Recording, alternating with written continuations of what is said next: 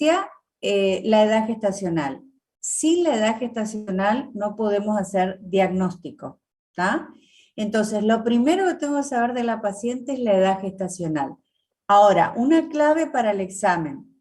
Lean, tómense el tiempo porque está todo calculado.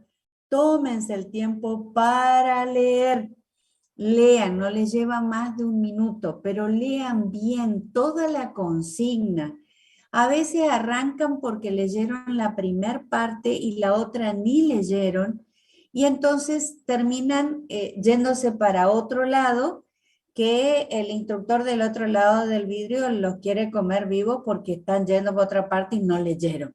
¿Bien? Por decir, no sé, qué sé yo, un embarazo gemelar y tiene la presión alta y nadie vio la presión alta. Se enfocaron, dice gemelar, hay que decirle que son los riesgos, y empiezan y se olvidaron del otro, ¿sí?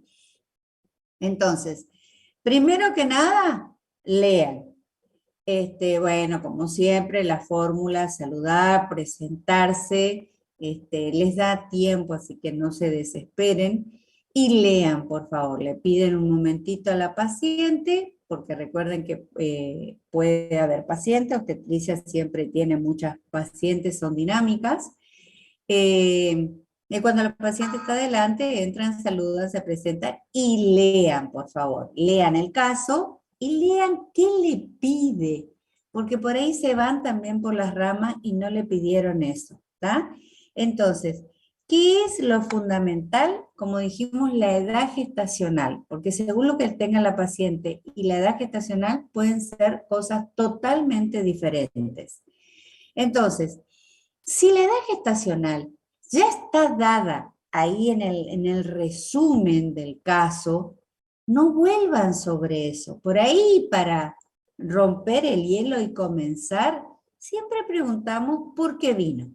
A veces ya está el motivo de consulta en la historia, pero es como para arrancar, digamos. Ahí en la cosa dice que vino para control prenatal.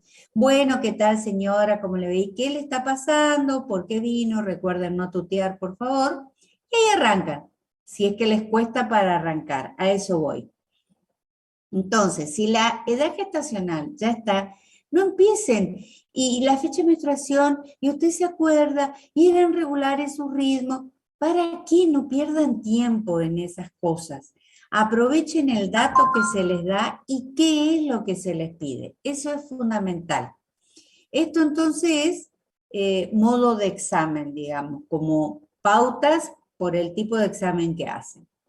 Entonces, como repaso de lo que es la parte de contenidos, volvemos otra vez, edad gestacional. No está escrita, pregunto la fecha de última menstruación. Generalmente no se les pide que estén sumando y dividiendo. Si van a tener que sacar una edad gestacional, se les pone el disco. Todo lo que necesiten va a estar en el escritorio. Si amerita que saquen la edad gestacional, va a estar el disco. Si amerita que tengan que hacer una curva, va a estar la curva, la foto de la curva, de las curvas para hacer, etc. Y lo otro es prestar atención a lo que me dice la paciente según lo que a mí me piden. Si dice interrogatorio, por favor, hagan el interrogatorio. Más de una vez dice, la paciente vino por pérdida de líquido. Señora, ¿por qué vine? No, porque perdí líquido. Bueno, eso lo que pasa es que es una rotura prematura de las membranas. Y arrancaron y uno se quedó así con el lápiz en los 5, 6, 7 ítems que tenemos de interrogatorio y no lo hicieron. Y con que ustedes digan una cosa no alcanza. Recuerden que hay una lista de cotejo y que de todos los ítems de esa lista de cotejo tienen que cubrir el 60%, por lo tanto es una X cantidad de ítems que hay que cumplir. ¿Por qué? Porque está hecho así, con ese objetivo, para ver que no sean solo una maquinita de suposiciones. ¿Cómo llegan a un diagnóstico? Esa es la otra clave. Sin diagnóstico no pueden hacer más nada. No pueden decir qué van a hacer, con qué la van a tratar, pero ¿cómo hacen el diagnóstico? Adivinan, porque perdió líquido. Y no, ¿cómo que perdió líquido? Si le estudiaron, que supongo que a esta altura ya recontra estudiaron, rotura prematura de membrana, saben que esa pérdida de líquido pueden ser muchas cosas. Entonces, hacer diagnóstico, ¿sí? Y el diagnóstico es clave, la especuloscopía. Sin especuloscopía no hay diagnóstico. Si la paciente pierde algo por vagina, lo que amerita hacer después del interrogatorio es el examen físico. Yo no hago diagnóstico si no hago interrogatorio y examen físico. Y con respecto al examen físico, si la paciente pierde líquido o sangre, amerita la especuloscopía. Solo si tiene contracciones, amerita un tacto. Si está sangrando, no va al tacto. Ahora, ¿qué ocurre en el examen? Con los exámenes físicos. Tienen que decirlo en voz alta. ¿Se acuerdan que yo le dije que esto era como los juegos interactivos de la compu? Donde ustedes dicen, bueno, mire señora, después que hicieron todo el interrogatorio, yo supongo que es tal cosa, así que hay que comprobarlo y le vamos a hacer una especuloscopía. Y ahí el que está detrás del examinador les va a dar el resultado de la especuloscopía. Se ve esto, esto, esto y esto. Bueno, mire señora, corresponde, como usted tiene contracciones, otro caso vamos a poner, usted tiene contracciones, hay que hacerle un tacto. Y le van a dar el resultado del tacto. Vamos a suponer que la señora viene porque tiene muy alta la presión y entonces ustedes la van a dejar en, mire señora, la vamos a dejar 2 horas en reposo y le vamos a tomar la presión nuevamente. Le van a dar el resultado de la presión a las 2 horas. Bueno, mire señora, hicimos la especuloscopía, otro caso, y tiene sangrado, así que para hacer un diagnóstico definitivo hay que hacer una ecografía. Le van a dar el resultado de la ecografía. Ahora, si ustedes dicen algo y del otro lado no le contestan nada, es porque no hay nada para contestar. ¿Sí? Porque por ahí están tan automatizados con esto que, bueno, le vamos a medir la presión y la temperatura. Y miran para el vidrio. Y encima, resultado, como diciéndonos a nosotros, retándonos, resultado de la presión y la temperatura. No, no le van a dar porque no corresponde, Dan. ¿Se entiende el sistema? ¿Va hasta ahí? Sí, doc. Bien, perfecto. Entonces, eso es sistema de examen. Y como decíamos, respecto al contenido, edad gestacional, interrogatorio, el examen físico y el diagnóstico. Y de ahí recién le voy a decir a la paciente qué vamos a hacer. Siempre lean dónde están. La mayoría de las veces están en un consultorio de un centro de salud o en un hospital de baja complejidad, porque por ahí la paciente la pueden internar porque es baja complejidad, ¿sí? Entonces, recordemos las pautas claves. Si hay contracciones, hago un tacto vaginal. No hay contracciones, no hago tacto vaginal. La única excepción era la paciente de término nulípara, no primigesta, nulípara, que no tuvo partos. ¿Ok? ¿Por qué? Porque con ese tacto hacemos la pelvimetría cuando está de término las 37 semanas. Después, si yo tengo una paciente que tiene contracciones, dijimos tacto vaginal, sin importar la edad gestacional. Y recordemos, para que no se confunden, esto les sirve para el teórico también, que el único que tiene fase de latencia es el embarazo de término. 37 semanas para adelante tiene fase de latencia. 36,6 para abajo es todo amenaza de parto prematuro. ¿Ok? Otra de las cosas con respecto a prematurez, se entusiasman y le ponen neuroprotección a todo el mundo. No, señor, la amenaza de parto prematuro no lleva neuroprotección. La única que lleva neuroprotección es el parto prematuro y que iba de 27 a 32. Exacto, bien, Ariana. Hoy se está modificando esa edad gestacional, pero ustedes aprendieron hasta 32, así que ahí está perfecto. Y también como límites de edad gestacional están las maduraciones pulmonares. ¿A quién le hago maduración pulmonar? Toda. ¿Sí, Fran? No, a las amenazas de partos prematuros. Exacto. A la amenaza de parto prematuro y a todos los embarazos que se internan, todos, con cualquier diagnóstico de riesgo que yo interno a la paciente. Llámese, no sé, RCIU, RH, diabética, que hay que internarla para madurar, hipertensa, placentas, no importa, la paciente se internó entre las 24 semanas y las 34 semanas, la paciente se interna y la paciente se madura. No es solo la amenaza de parto prematuro, ¿ok? Bien, ¿a qué paciente esa se interna? ¿Qué paciente le hago maduración pulmonar cuando no se interna? Las que son de riesgo, las que son ambulatorias, RH negativas, RCIU, una placenta previa que está estable y está en su casa. ¿Por qué digo esto ambulatorio? Porque la diabética que no está internada se tiene que internar para hacer maduración.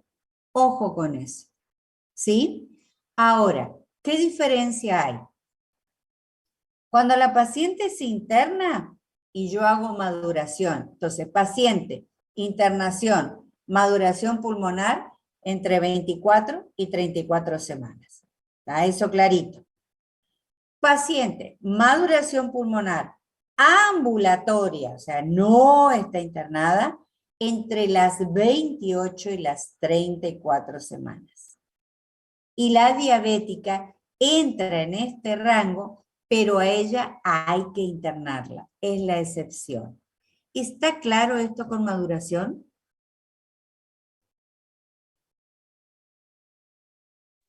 ¿Puede repetir, por favor, doctora? Sí. Paciente, toda paciente que se interna con cualquier diagnóstico, internación, maduración pulmonar, de 24 a 34 semanas. ¿Está? Ambulatorio, paciente ambulatoria, maduración pulmonar de 28 es lo que me cambia, a 34. Esa siempre es igual. Pero en este ambulatorio hay una excepción. La diabética, cuando llega a las 28 semanas, se la interna para madurar. La diabética jamás se hace maduración ambulatoria. Hay que internarla, ponerle una vía, control de glucemia. ¿Por qué? Porque el corticoide eleva la glucemia. Entonces, vamos a suponer que le pusieran un caso, bueno, sería un control prenatal. Bueno, mire, ahora terminamos el control, ahora le voy a derivar para que se interne para hacer la maduración pulmonar, porque siempre es un riesgo, porque es de riesgo su embarazo, bla, bla, bla. ¿Se entiende ahí? Excelente. Ariana creo que me dijo para repetir. Sí, se entendió, muchas gracias. Está, ¿no? Y creo que era Ariana Belén, digamos, también me parece que me preguntó. Bien, entonces, eso es con respecto a maduración. Y otra vez, neuroprotección solo se realiza en el trabajo de parto prematuro, es decir, lo que nosotros denominamos ya el parto inminente, se viene el parto, por eso es trabajo de parto prematuro. Neuroprotección, el único que lleva. No le pongan a la amenaza de parto porque no lleva. Doc, una pregunta. Ujú. La maduración pulmonar es hasta las 34 o 34,6. Y es 34 incluida, entonces ustedes no le erran. Porque en realidad es hasta 33,6. Pero si uno dice, y la paciente está de 34, y le hago, porque no es que le va a pasar nada. Además que ustedes le hacen una dosis y la derivan.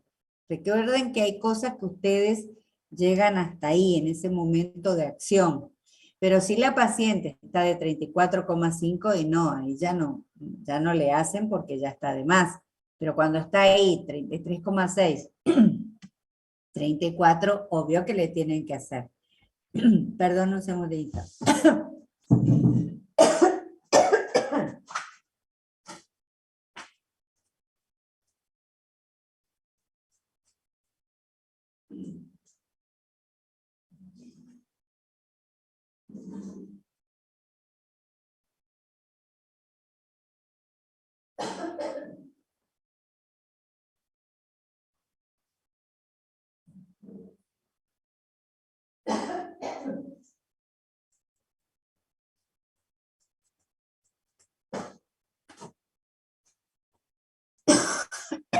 Pero, che.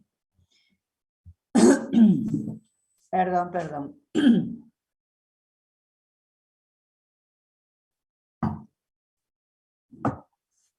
Esta, Sí, Doc, muchas gracias.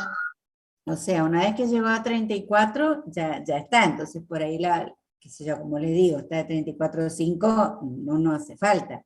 Pero por ahí ustedes tienen duda de la edad gestacional, que no saben si es 33,5, 34 o 34,2, por ejemplo, hay algún error de fumo o lo que fuera, se le ponen la primera dosis y ya está. No, ahí no va a pasar nada. Y con respecto, siguiendo en lo que es prematurez, después tenemos lo que es el trabajo de parto prematuro. Recuerden esto, hacer el diagnóstico. Si yo hago el diagnóstico de trabajo de parto prematuro, tengo que clic acá, se habilita todo lo que es el protocolo del trabajo de parto prematuro. ¿Sí? Entonces, el protocolo implica, según la edad gestacional, la neuroprotección y la antibiótico terapia siempre. Esa no tiene diferenciaciones de edad gestacional. Tengo trabajo de parto prematuro, lleva antibiótico. Y no se olviden que las pautas son de que tratar de conservar la bolsa de las aguas hasta la sala de parto y hacer un epicio de regla. Estas dos acciones son para prevenir la hemorragia intraventricular del recién nacido. ¿Tá? Eso es lo más importante que tengo que saber. Esas es como cosas transversales. Después, ¿qué cosas hago yo con diagnóstico? Dijimos, con especuloscopía hacíamos cualquier tipo de pérdida, líquido o sangre.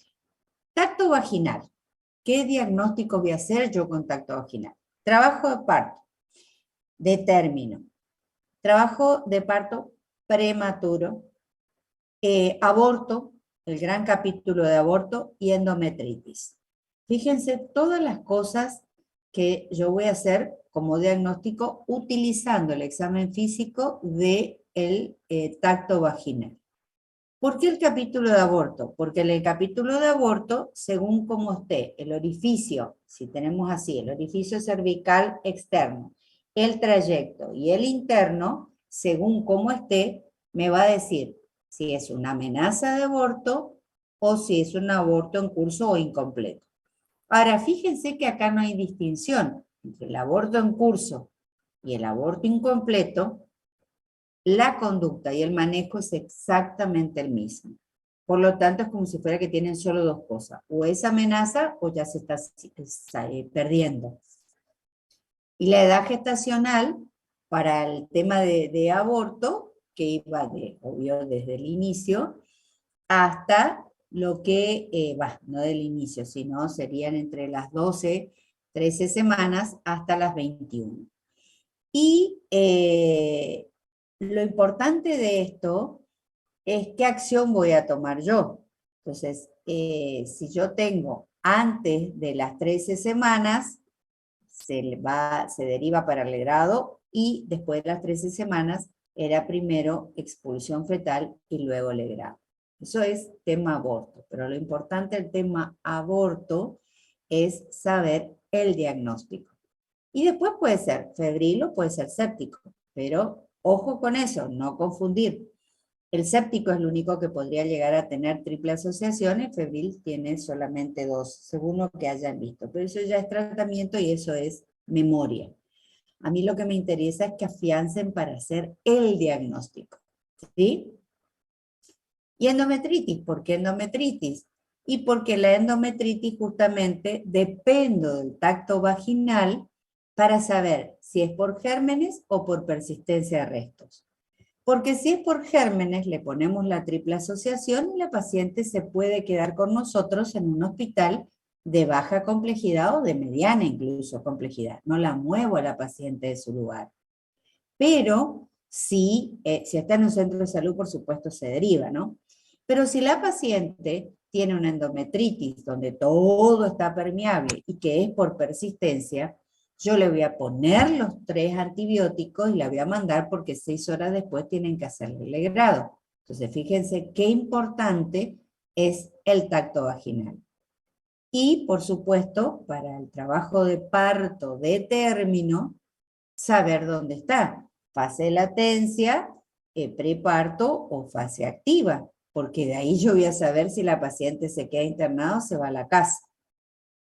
¿Está? Doctora, Sí, lo escucho. tengo una pregunta.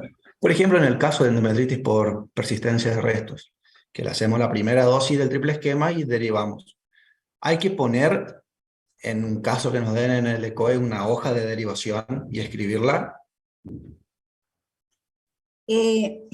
No, Fran, justamente eso es lo que yo les comentaba, que ustedes tienen que hacer lo que les piden. Ustedes tienen como una hojita que tiene el resumen del caso clínico. ¿Se acuerdan del ECOE, el mini ECOE que rindieron al final de la rotación? Que había un resumen de la historia clínica y abajo dice instrucciones. 1, tal cosa, 2, tal cosa. Es decir, ¿qué se pide? Por ejemplo, realice interrogatorio, identifique el diagnóstico, informe a la paciente, conducta y manejo, por ejemplo, ¿sí? Entonces, ustedes leen el resumen, hacen el interrogatorio sobre lo que está pasando con la paciente, le dicen qué es lo que tiene, qué va a hacer. Bueno, mire señora, esto hay que hacer una internación, por eso la vamos a derivar, porque esto no se hace acá, pero también le vamos a colocar ya un suerito, independiente que puedan decir una vía parenteral, que digo, bueno, eso es un suero, y le vamos a colocar tal antibiótico en tal dosis, porque ese ya es para nosotros. Lo que pasa es que en el ECOE hacen como una doble cosa.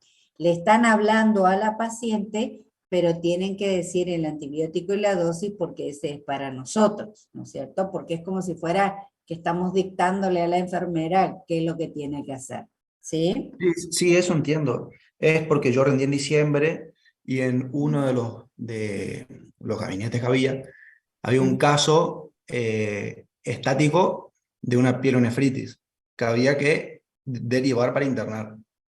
Yo puse en conducta, digamos, en manejo, digamos, derivar para internar, todo el tratamiento farmacológico, pero no me aprobaron porque había que poner, digamos, la hoja de derivación que no la pedía. No pedía escriba la derivación. No, había No, doctora, conducta, manejo. lo mismo. A mí me pasó lo mismo. Puse y parece que era la hoja de derivación. Y la verdad que yo puse todo, pero menos no hice la hoja de derivación porque no entendí que había que hacerla. Ujú. Bien, ¿y no tenía unas hojas aparte para escribir? Es que nosotros ya teníamos todo, digamos, conducta, manejo, todas esas cosas. Y No, entonces, me refiero, doctora, a si en el escritorio no había la hoja para escribir. Sí, había hojas para escribir el diagnóstico de conducta, digamos, y tratamiento.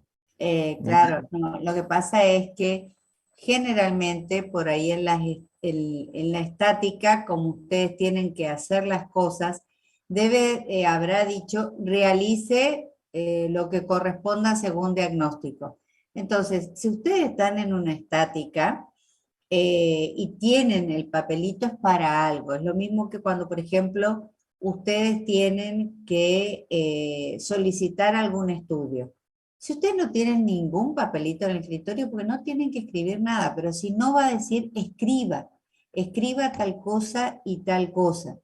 Pero si ustedes están en una estática y la conducta es la derivación, van a escribir el resumen de lo que la paciente tiene, paciente fulana de tal, de tantos años, número de documentos, si lo tienen, presenta tal cosa y tal cosa, con el diagnóstico de pielonefritis, se decide su derivación para internación, con tratamiento de tal cosa o lo que fuere.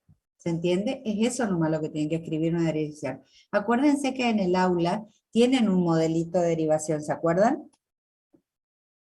Sí, sí. Sí, la verdad que por ahí tal vez no quedó claro, digamos, pero esto, bueno, ya les enseño, ya les digo, por ahí sí no quedó claro. Lo que pasa es que cuando hay un gran número por ahí de estudiantes que no tuvieron la comprensión de la estación, se hace una evaluación de qué pasó con la estación. Pero si alguien más lo entendió y lo hizo, por eso no se lo aceptaron, digamos. Por eso le digo yo, traten de leer y de ver qué tengo en el escritorio. En las estáticas, fíjense qué es lo que dice. Porque si es una estática y no es hablada, porque a veces dice estática hablada, donde fíjense que no tienen nada para escribir, sino que tienen que decir todo en voz alta, como a veces cuando tienen que leer una placa, vieron que pasaron por esas estaciones que tenían placas y que solo tenían que describir lo que había y el diagnóstico que encontraban según lo que veían. Entonces, cuando hay un papelito ahí y donde yo leo y voy a tener que hacer la derivación, implica que tendré que escribir, porque escribir el diagnóstico no sirve nomás como para escribir, sino eso parece un examen escrito. Entonces la idea es medir la habilidad de ustedes para hacer la derivación. Entonces, vuelvan a repasar cómo se escribe la derivación y cómo se solicitan los estudios, que eso está en el aula. Está bueno que me diga para prestar atención con los exámenes. Gracias, doctor, lo vamos a ver. ¿Alguna duda?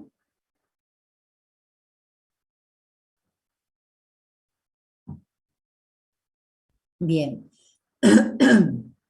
Vayan pensando las dudas y yo voy dando así los tips de los diferentes temas.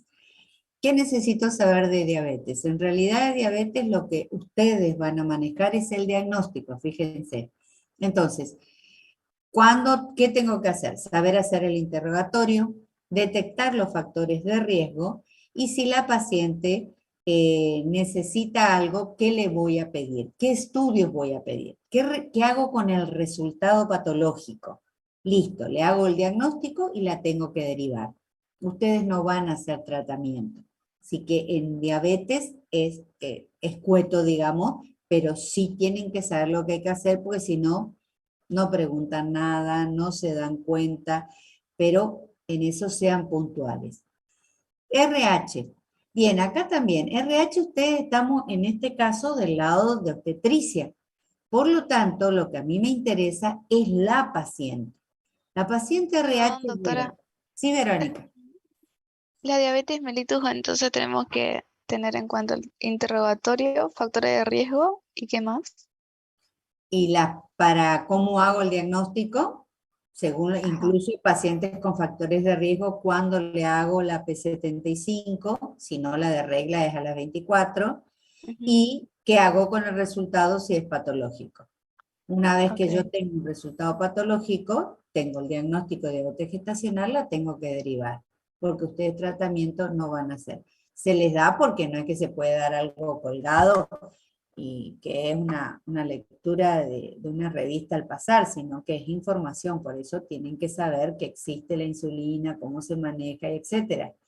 Pero al momento en el consultorio del centro de salud, lo que ustedes van a hacer es, primero el control prenatal, saber identificar esos factores de riesgo, cuándo hacer la P75 y qué hacer con el resultado cuando es patológico. Y no solo la P75, Recuerden que a veces la glucemia ya es patológica y cómo tengo que repetir.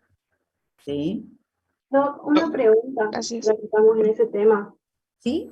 Cuando yo tengo una leucemia en ayunas alterada, ¿cuánto tiempo espero para la segunda muestra? A usted la paciente le trae y ya se la pide porque generalmente no es que se hizo ayer, digamos, pero generalmente si la paciente le trae un resultado de glucemia de 100, ojo que es 100, ya ahí no se le hace la P75, ¿se acuerdan? Hay que repetirle la glucemia de nuevo. Y Ujú. como mucho, si fue de ayer, y bueno, espero 48 horas y vuelvo a repetir. No sé Está qué les dio la bien. doctora. No, creo que no lo habíamos hablado en la clase, por eso no me has preguntado. Ujú. Gracias. Entonces sería así. O sea, doctora, con 2 glucemias en ayunas positivas no se realiza P75, porque ya tendrías el diagnóstico. Ojo con eso, porque ahí quedó inconcluso lo que usted está diciendo. Son 2 glucemias de 100, no 2 glucemias positivas, porque todos tenemos Bien. positivas. Más de 100, más de 100.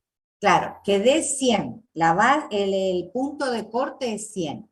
Si la glucemia da 100, o más de 100, repito la glucemia, vuelve a dar 100, yo ya tengo el diagnóstico y ahí se deriva la paciente. Son 2 glucemias patológicas, es decir, de 100 para arriba, o que está en el borde, está con 90, y entonces le repito, y ahí le puedo pedir la P75, o aquella paciente que tiene factores de riesgo, o la que está en la rutina, que es la P75 de la rutina de las 24 semanas, ¿se acuerdan?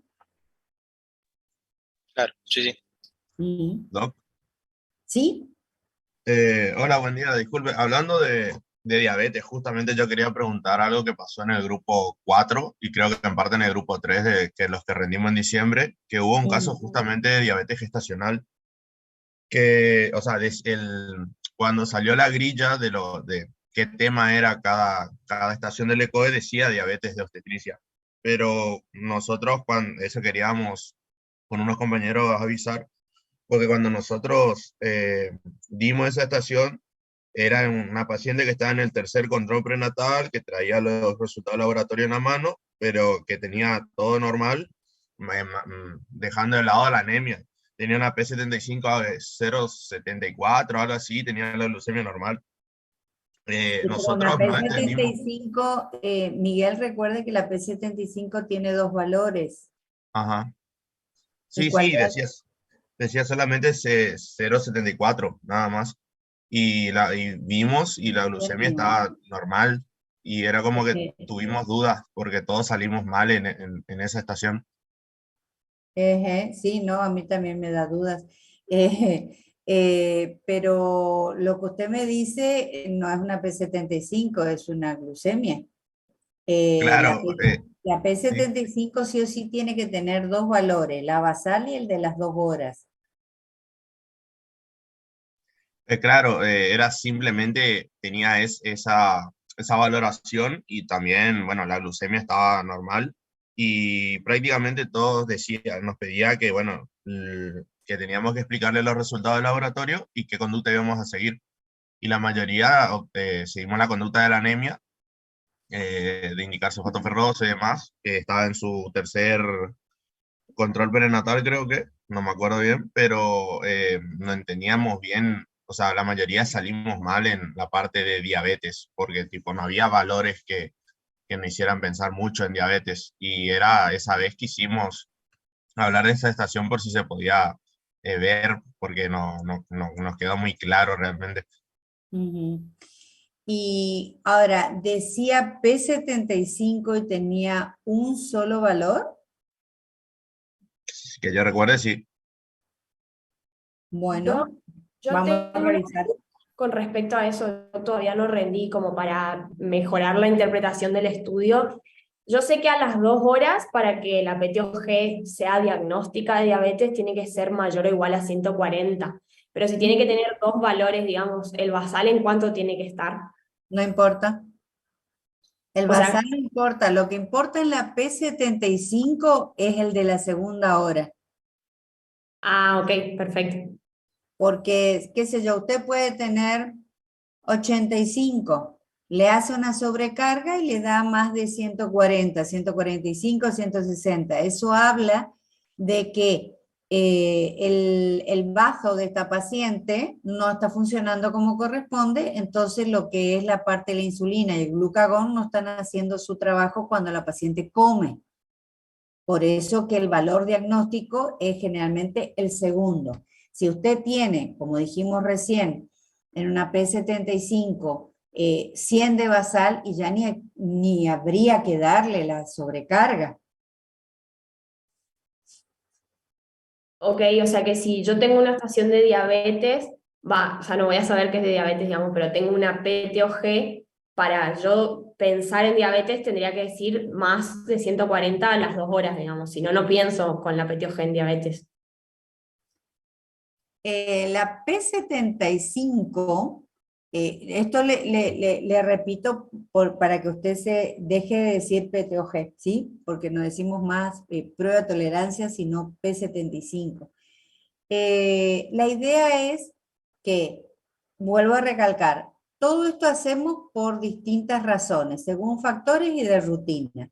Si usted le hace la rutina a la paciente, le pide, y la P75, la basal le puede dar 80, 85, 90 o 95, pero la de las 2 horas le puede dar 140, 150, 160. Esa paciente ya tiene el diagnóstico. ¿Se entiende, Oriana? Sí, perfecto, doctora, gracias. Bien, excelente. ¿Alguna otra duda de diabetes? El tratamiento es con insulina, nosotros no nos encargamos de eso. No, es exclusivamente con insulina y no, ustedes no van a manejar. Lo único que pueden llegar a tener es si la paciente viene a su control al centro de salud porque ya le dieron el alta, preguntarle con cuánto está, que tendría que estar escrito en la ficha, por supuesto, ¿no? Pero es lo único que necesitarían es saber con cuánto está, pero ustedes no van a manejar, eso es exclusividad del especialista. Perdón, otra pregunta respecto a eso. Entonces, en el caso hipotético de que tengamos una paciente que diagnosticamos con diabetes, ¿sí o sí la derivamos como para que ella haga insulinización o primero recomendamos medidas generales, vemos si baja y después sería insulinización si no baja? No. Jamás se queda usted con la paciente ni espera nada. Usted deriva. Eso es diagnóstico de diabetes, no va a bajar, no existe eso. Esto no es como en clínica, ¿sí? En obstetricia usted tiene una P75 patológica e inmediatamente la deriva.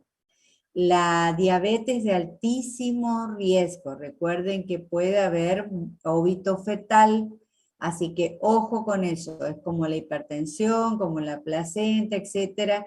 Acá siempre el riesgo es el feto.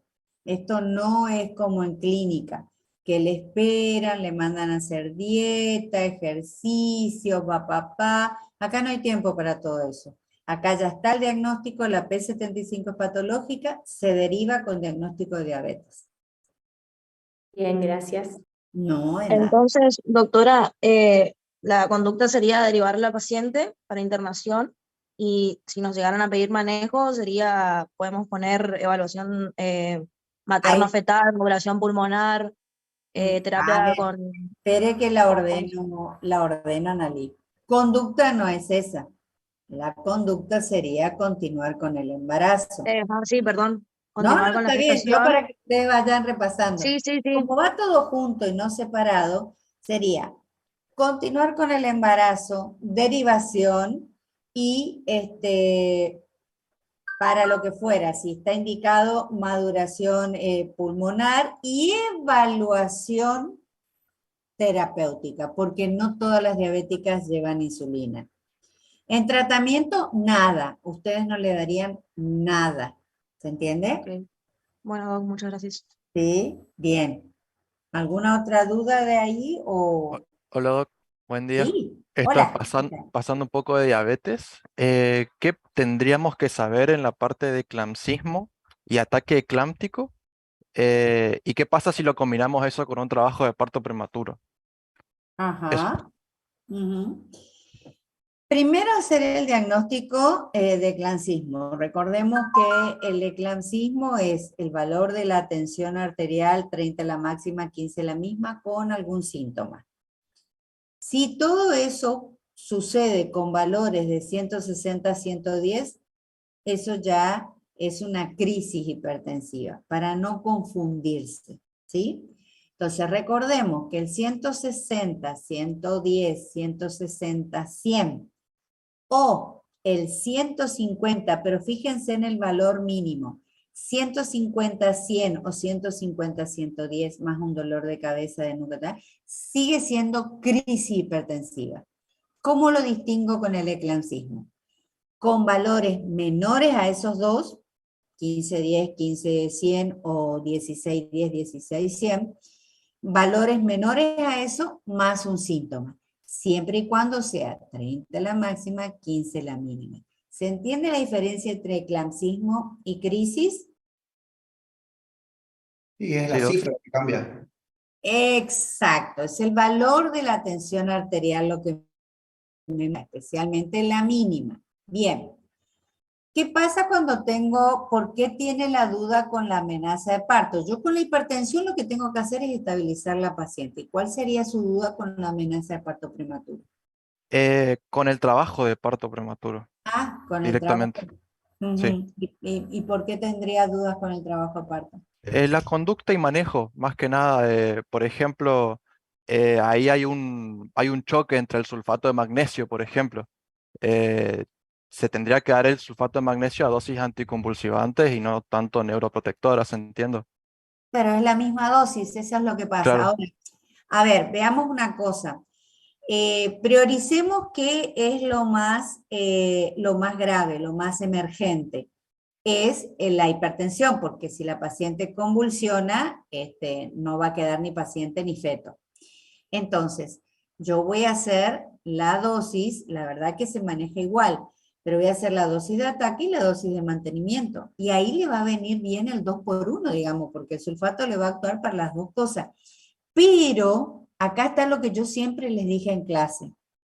Cuando ustedes indican para qué, ustedes tienen que indicar que es como anticonvulsivante, porque nosotros tenemos que saber que ustedes detectaron cuál es la emergencia, no que le enchufe nomás la neuroprotección y le va a ir bien para cualquier cosa. ¿Se entiende? Entonces yo voy a estabilizar a la paciente y le voy a poner la neuroprotección, le voy a poner el sulfato magnesio como anticonvulsivante. Y ojo acá con la presión, que no todos, por eso le decían que los valores son muy importantes. Yo puedo tener eclampsismo y tener un valor de 140-90. Ese no lleva antihipertensivo. El que lleva antihipertensivo es la crisis. Entonces, le doy el antihipertensivo, la betalol, le coloco el sulfato de magnesio y la derivo para que tenga el parto. ¿Se entendió? Doctora, aprovechando el caso, digamos, el eclampsismo en la conducta es continuación de la gestación, pero si ella está en trabajo de parto prematuro, le haríamos el manejo y la derivamos para parto, porque si ella está en trabajo de parto prematuro ya no se interrumpe, digamos. Vamos de vuelta, se le confunden las cosas. ¿Se acuerdan que había casos de los que hicieron en el aula? Y si no, fíjense si es que todavía tienen los archivos de los trabajos que hemos visto. Hay casos en que la paciente, ojalá vinieron con un solo diagnóstico. Primero de base siempre tienen dos porque uno es la edad gestacional. Pero la paciente puede tener 5 diagnósticos. Entonces, yo puedo tener RH, puedo tener un RCIO, puedo tener hipertensión y puedo tener trabajo de parto prematuro, ¿sí? Chiche bombón. O amenaza de parto prematuro como estamos viendo, 5. pero amenaza no, ya les puso el trabajo de parto prematuro. Y entonces, ¿qué tengo de concepto? Trabajo de parto prematuro tiene que continuar, bueno, ahí no tengo conflicto, mi conflicto es por la amenaza. Pero ¿qué es lo que yo tengo que ver? ¿Qué es lo más urgente? ¿Usted va a frenar el trabajo de parto? Y no. Entonces, ¿a quién se va a deber la conducta según los 5? Al que es más emergente. ¿Y quién es el más emergente? ¿Quién es el que comanda toda la situación clínica de la paciente en este momento? Y el trabajo de parto. Porque todos sabemos que el trabajo de parto no se frena.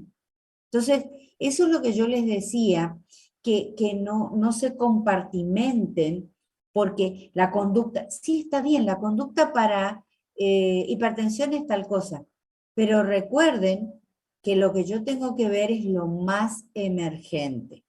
Si yo tengo todo esto y la paciente me convulsiona y ni me importa si tiene amenaza, retardo de crecimiento, si es rubia, morocha, pelirroja, ¿qué me importa? Tengo que interrumpir el embarazo y ni me importa si tiene 24 semanas, 28 o 42. ¿Se entiende el concepto, Oriana? Sí, en eso estoy de acuerdo, pero la pregunta va más por el lado de si en lo que sería el cotejo de la estación es necesario que igual se escriba el manejo de las drogas correspondientes a los demás diagnósticos. Por ejemplo, si ella tiene una crisis, volvemos al eclampsismo y el trabajo de parto prematuro.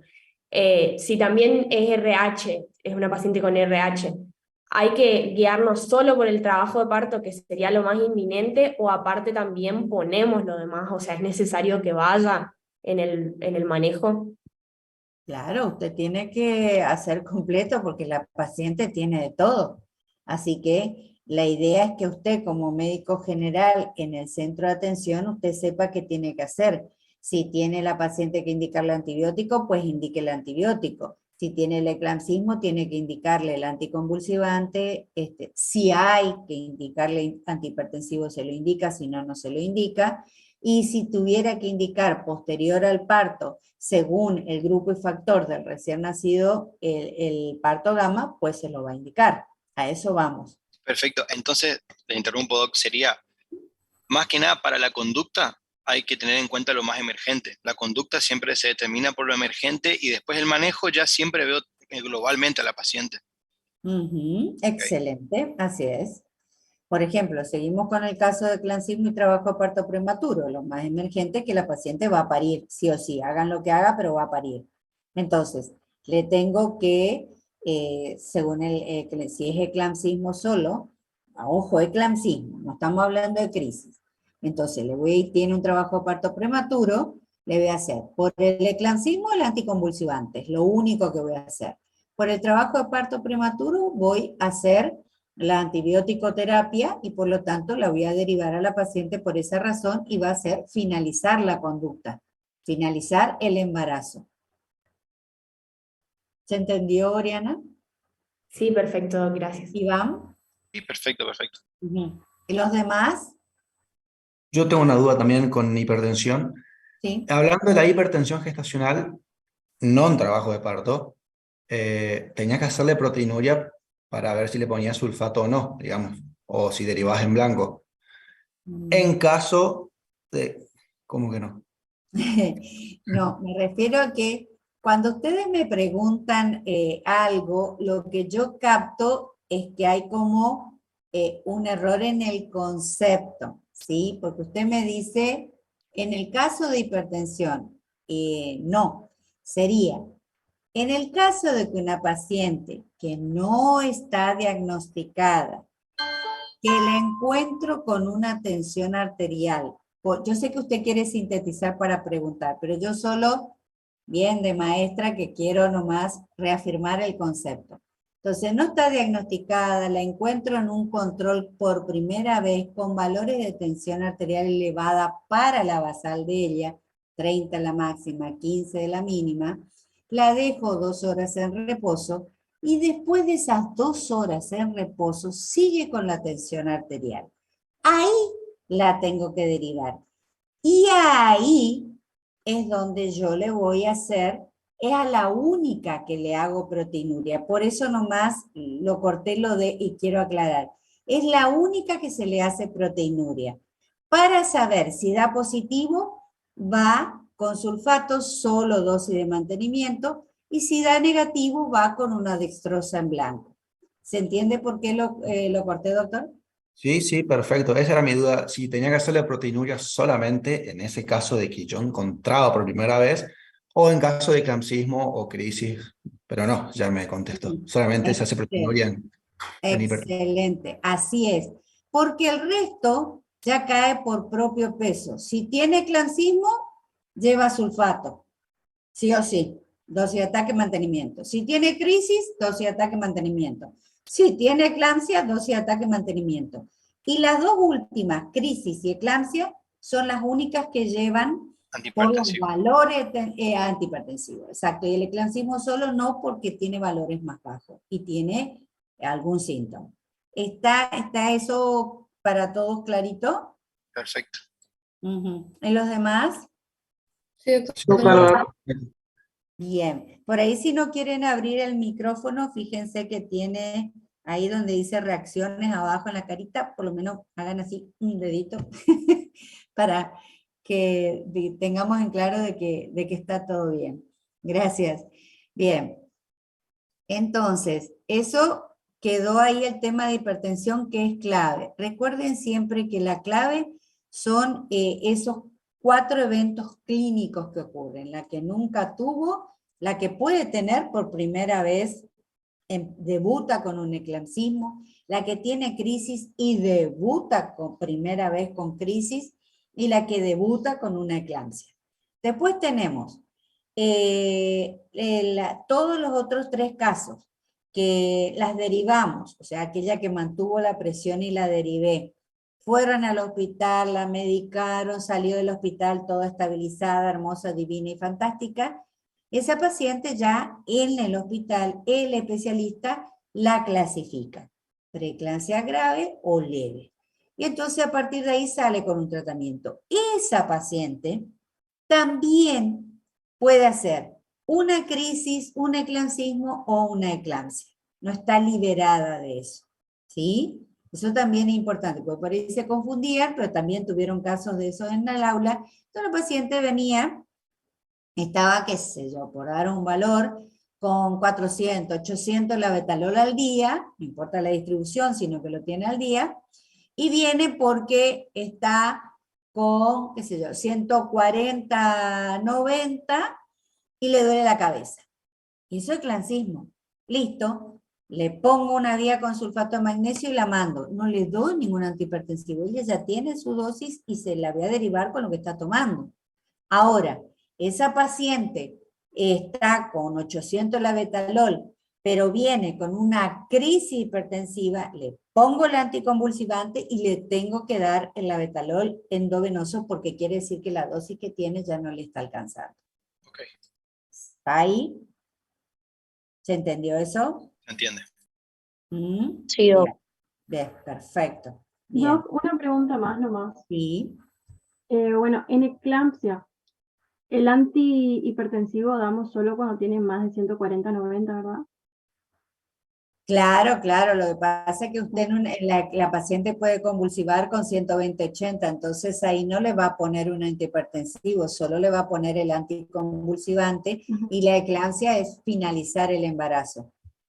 La idea es que usted le ponga el anticonvulsivante para que aguante la derivación y se finalice el embarazo. Ahí al toque tiene que terminar el embarazo. ¿Sería finalización o interrupción? ¿Cómo? ¿Qué sería finalización o interrupción? Y sería interrupción porque intervenimos nosotros, porque finalizar es como siempre por ahí dejarlo con tiempo. Recuerden que finalización puede ser mañana, pasado, la semana que viene, pero yo lo voy a finalizar. Pero cuando yo necesito ya sacarlos, ya. Gracias. Esto es de interrupción. La otra vez teníamos una discusión con esto en FASGO. Decían, no, porque si no interrupción se relaciona con aborto. Bueno, no, caramba, estamos entre especialistas, estamos hablando con médicos, todos entendemos que en obstetricia, cuando se habla de interrupciones, porque estamos hablando de una emergencia. pero bueno, no llegó a ningún fin la discusión, pero acá nosotros hacemos esta distinción porque tiene un objetivo didáctico, pedagógico, para que ustedes puedan comprender las diferencias, ¿sí? Súper, muchas gracias.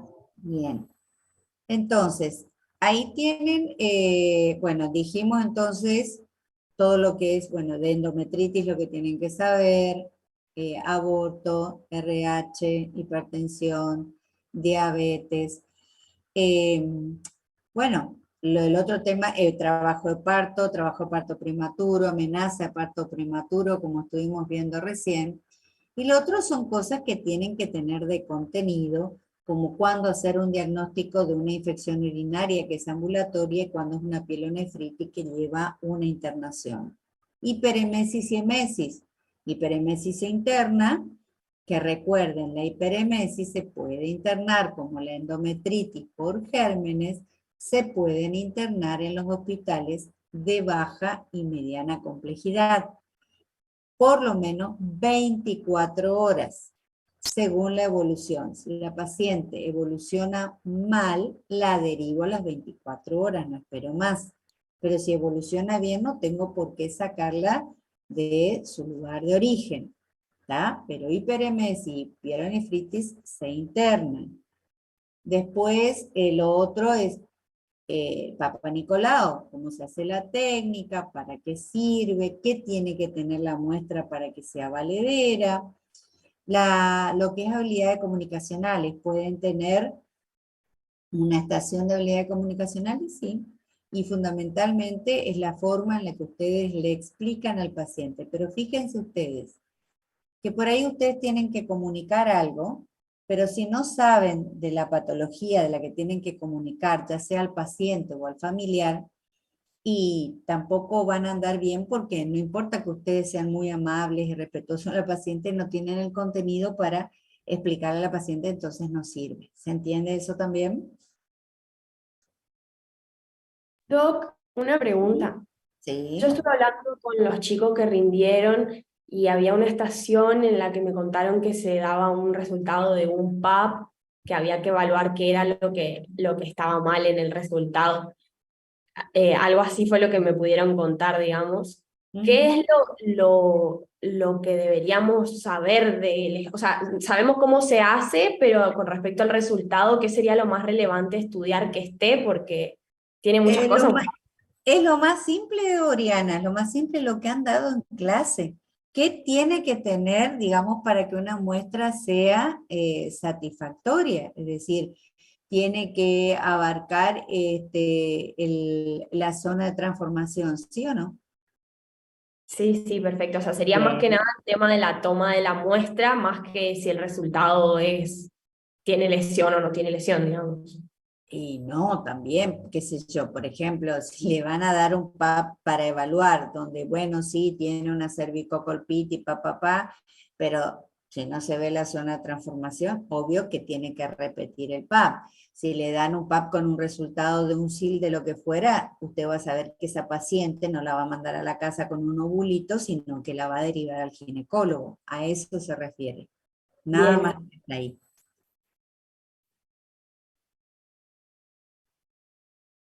Trabajo parto prematuro, sí, finalización del embarazo, sería Miguel. Finalización del embarazo. No existe, como yo les dije, no existe continuación del trabajo de parto, porque lo que hablamos de la conducta es qué hacemos con ese embarazo, ¿sigue o se queda? Entonces, si, digamos, continúa el embarazo o sale el feto, ya sea en forma urgente, emergente, porque interrumpo o finalizo. Recuerden que finalizo es porque la voy a internar para que se programe como el embarazo cronológicamente prolongado. Ustedes tienen la paciente que viene con 41,5, listo, la derivan para que la internen, para que le hagan toda la evaluación para la finalización. ¿Cómo va a finalizar? Ay, yo voy a tener mi parto. Y la idea es que sea el parto, pero eso lo van a evaluar para ver cómo va a salir su bebé. porque la paciente puede estar para la inducción o una cesárea. Generalmente en cronológico, si las condiciones obstétricas, los antecedentes, ahí va también el antecedente de la paciente, es que yo la voy a llevar a inducción o a cesárea. Eso también es válido para la rotura prematura de membrana. Cuando llegan a las 37 semanas, se esperan 6 horas y no se desencadenó el parto, la paciente va a ir a inducción. Pero ojo con esto, si la paciente obviamente tiene un antecedente de cesárea, yo no la voy a llevar a inducción. Inducción está contraindicado, cesárea previa, aunque sea una, está contraindicada. La cesárea previa, la podálica, la transversa y las patologías placentarias. De eso también no se olviden. ¿Está? No importa la cantidad de años en la que ya tuvo su cesárea, si tuvo cesárea no se le hace inducción. Jamás. ¿Por qué? Porque usted está haciendo una estimulación artificial y por lo tanto si ya la natural tiene riesgo con la artificial, que por ahí son más intensas que las naturales, puede correr el riesgo de romper el útero.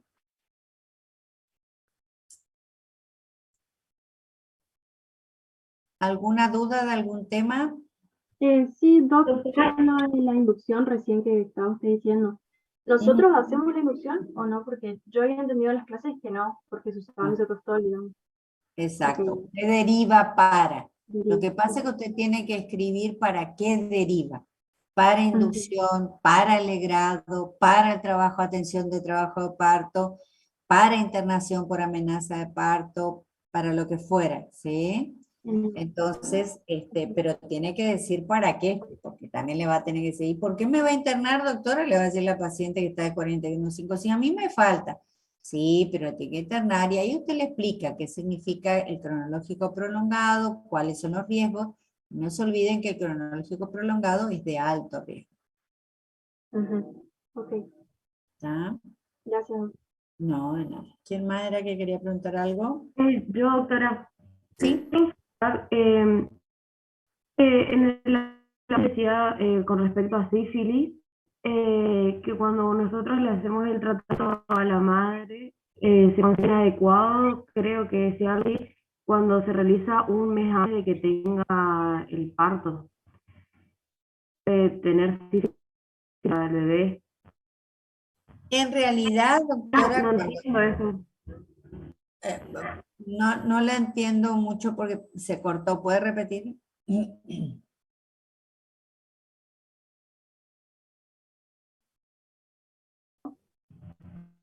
Se trató un mes. A ver, interpreto un poquito qué es lo que me está diciendo porque se corta el audio. Pero cuando usted tiene una paciente, es, a ver, un poco difícil, no digo imposible, solo difícil, si la paciente tiene un control prenatal, es como que medio difícil que le encontremos una sífilis a las 34 semanas. Está bien, puede aparecer, vuelvo a repetir. Pero yo no pierdo tiempo. Yo tengo el diagnóstico y le hago el tratamiento a la paciente. ¿Por qué? Porque, bueno, por ahí tengo la suerte de que no tenga el parto a las 38, tratamos de mantener que espere hasta las 39, pero usted no espera, no hace ninguna espera. Y cuando usted tenga dudas, las deriva con ese diagnóstico, pero tiene que ir con el tratamiento, sí o sí. Después verá el pediatra qué es lo que hace. Es preferible que tenga un tratamiento de inicio que le vaya a ayudar algo al recién nacido a que no tenga nada. Pero se considera si se realizó un mes antes, digamos, o el último mes del embarazo o no. Ya no tenemos la titulación, digamos, a eso me refiero. Claro, lo que pasa es que entonces no estoy entendiéndola. No, entendí igual lo que usted me explicó y está bien, digamos, Ariana, escríbalo y entonces yo puedo comprender la idea más completa, ¿sí? Exacto, escríbalo, Ariana, entonces ahí podemos hacer más completo. ¿Alguna otra duda? Respecto a la colestasis, ¿por cuánto tiempo en día se tiene que dar el ácido uso desoxicólico? Bueno, acá vamos de vuelta. Con la colestasis lo más importante es dos cosas. Saber ustedes que es de altísimo riesgo porque el feto se muere, tiene muerte súbita. Y la segunda es que yo tengo que hacer el diagnóstico y derivo. El médico general deriva y el diagnóstico es clínico. Por favor, corran un poquito al costado, no lo saquen, solo corran de costado, que el valor, que el hepatograma, que la bili, no sé qué pito, qué flauta. No, no, no, ustedes se basan en la clínica. Paciente que viene con prurito, palmo plantar, eso es colestasis, hasta que se muestre lo contrario, y ustedes derivan a la paciente. Por favor, digan e indiquen el ácido urso, listo, que la manden. Generalmente el ácido urso desoxicólico se deja hasta el final, porque si la paciente vuelve con los síntomas tomando el ácido, es indicativo de interrupción. Perfecto. Bien, eso, qué buen dato porque ya me había olvidado de colestasis y siempre tengo que recalcar eso. ¿Alguien más?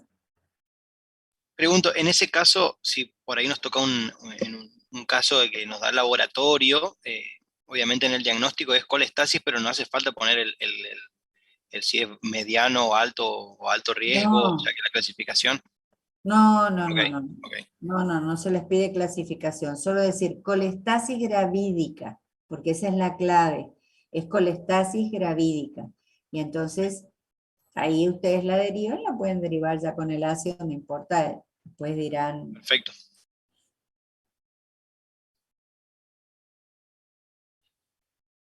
Sí, exactamente, Oriana. Acá Oriana está preguntando si la profilaxis de anemia la hace con 200 de hierro con ácido fólico. Se pueden dar juntos, a partir de las 20 semanas, por ejemplo, el Supradin pronatal tiene todo. Tiene hierro, tiene ácido fólico. Pero de entrada, generalmente, lo que se da es el ácido fólico. Y yo siempre digo que la cuestión con esto es saber identificar a quién le voy a dar una profilaxis, porque generalmente se da solo ácido fólico que ya actuaría de profilaxis. Yo le doy el hierro en realidad a esa paciente que su hemograma ya empieza el embarazo por debajo de lo deseado. En lugar de tener un 38 y tiene un 36. Entonces, bueno, le puedo dar esa profilaxis de entrada porque ese 36 se va a transformar después seguramente un 35, 34. Entonces ya estaría como indicado. Pero si no, es el ácido fólico. Que es incluso cuanto más antes del embarazo se tome, de ahí viene el valor de la importancia de la consulta preconcepcional. ¿Otra duda? Yo, Doc, con el tema de colestasis, cuando remí había una estática de justamente colestasis, tipo te decía una paciente que venía con prurito. Entonces, bueno, yo puse el diagnóstico y puse lo del ácido urso desoxicólico. Pero estaba pensando, porque en realidad la desaprobé a esta estación, estaba pensando que quizá me faltó hacer la hoja de derivación. ¿Tendría que haber hecho una hoja de derivación en ese caso? No, no sé qué le pedían por eso, doctora, y no sé, ¿y usted tenía algo para escribir ahí o algo? Sí, como era estática tenía la hoja para escribir Y claro, lo que pasa es que no sé qué le pedían, doctora. Sí, doctora, yo también hice ese, era conducta, manejo y tratamiento. Yo también desaprobé y me imagino que debe ser por lo que dice mi compañera. Como pasó con la pilonefritis, que tampoco especificaba y había que derivar. Claro, lo que pasa es que ustedes me dicen no especificaba. Lo que pasa es que especificar sería que le escribiéramos, escriba la derivación, es como darle el resultado. Exactamente eso estábamos esperando que diga, escribir hojas de derivación. Y Claro, no. si la conducta sería derivar, ahí ya Hay automáticamente que hacemos la hoja escribirla. de derivación. Exacto, hay que escribirla porque ponerle eso es como que uno le diga, bueno, ¿de qué color es el caballo blanco de San Martín? Entonces le vamos a decir, escriba la derivación y ya le estamos diciendo lo que tienen que hacer. Es por Bien, eso que... entonces por las dudas, en cualquier conducta que sea derivar, se saca la hojita de derivación de la mente, digamos. Y si es una estática, seguro, porque por ahí en una dinámica no, porque se evalúan otras cosas. Además que la derivación, vuelvo a repetir, es muy, muy cortita, Ok. les da el tiempo, digamos. Por eso, fíjense en el modelito, así lo tienen entrenado y practiquen. ¿Está? ¿Otra duda? Sí, Oriana, 5 miligramos de ácido fólico. ¿Alguien tiene otra duda? Doctora, ¿se me escucha bien? Sí, sí lo escucho. Bien, con respecto al factor RH, cuando nosotros tenemos un paciente con factor RH negativo, inmediatamente nosotros lo que hacemos es solicitar COMS indirecta y también hacemos el tratamiento, la inmunoprofilaxis. Sí, pero en sus tiempos. Usted tiene una paciente que inicia su control prenatal y es RH y usted le va a hacer una CUMS indirecta todos los meses. Cuando la paciente llegue a las 28 semanas, entre las 28 y las 32, ahí tiene que hacer la inmunización de profilaxis. Esa misma paciente, cuando va al parto, abdominal o vaginal, va al parto, cuando se tiene el recién nacido, si el recién nacido es positivo, a ella se vuelve a hacerle la CUNS indirecta y si el recién nacido es positivo, se vuelve a colocar la inmunización. Gracias. Ahí está. ¿Otra duda?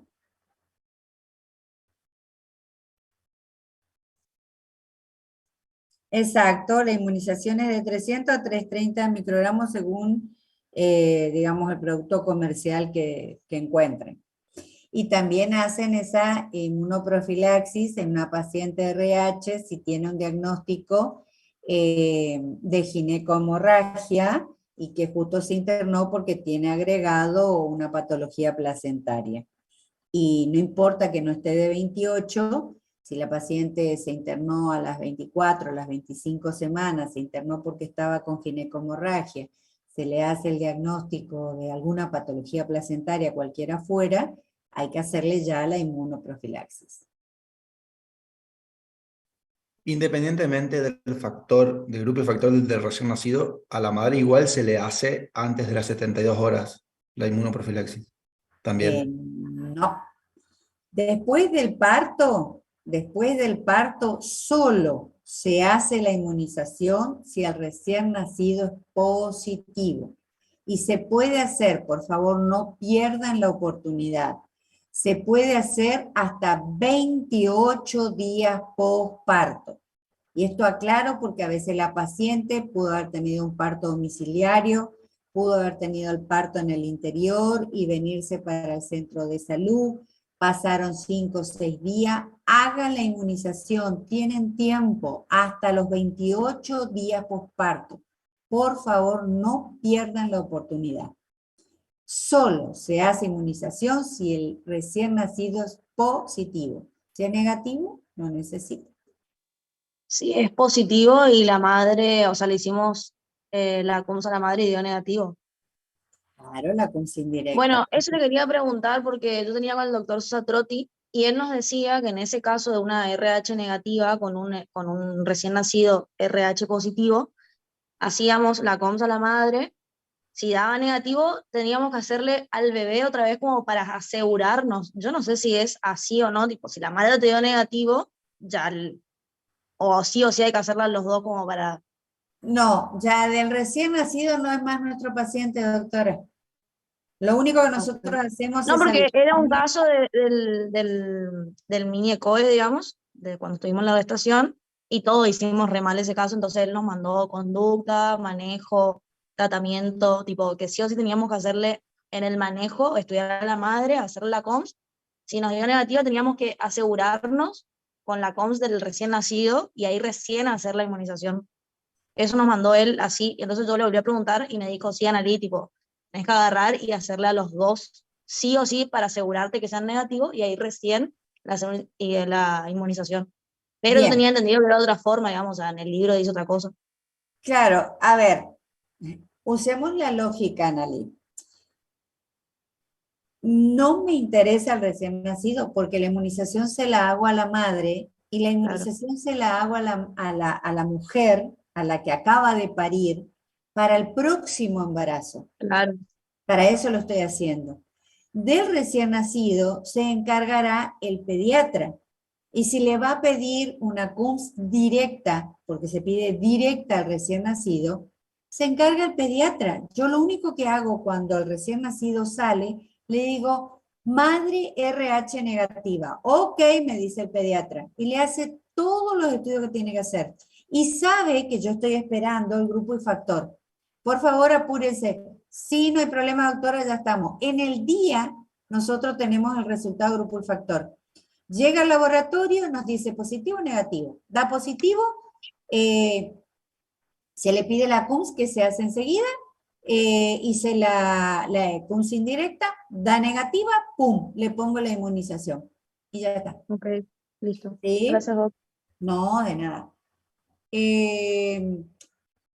A ver, si quieren poner que se le hace la CUMS, directa al recién nacido y según resultado, pues ustedes escriban que se le hace la inmunización, por favor, si el recién nacido es RH positivo, porque si no, sí va a estar mal. ¿Mm? ¿Alguna otra duda? Bueno, espero que se hayan cubierto todos los temas, o la mayor parte de las dudas, y bueno, si tienen alguna otra y les surge otra, y manden un mensajito por WhatsApp y lo volvemos a aclarar, ¿sí? Así que les deseo toda la suerte, les va a ir muy bien porque tienen bastante claros los conceptos, ¿sí? Doctora, la última, que dijo de RH negativa. Ujú. Si la madre que le hace todos los meses la CUMS indirecta, no importa, o sea, que sea negativa, le seguís haciendo todos los meses. Claro. Si es positiva, derivás. Urgente, porque tiene todo un manejo diferente. Y Ok. aunque sea nulípara, todas las mujeres RH negativa embarazadas llevan CUMS una vez por mes. Hasta el parto. Hasta el parto, exactamente. Y la profilaxis entre las 28 y las 32. Posparto, recién nacido positivo, CUMS indirecta negativa, inmunización. Hasta los 28 días posparto. Perfecto, gracias. Bien. ¿Alguien más? Bueno, excelente, chicos. Espero que les alcance y toda la suerte del mundo, ¿sí? Les va a ir muy bien. Perfecto. Gracias, Gracias, Doc. Doc. Gracias. Gracias, doctora. Muchas Chao, gracias. chao. Dale, gracias. Gracias, Doc. Chao, Tengan buen chao. fin de-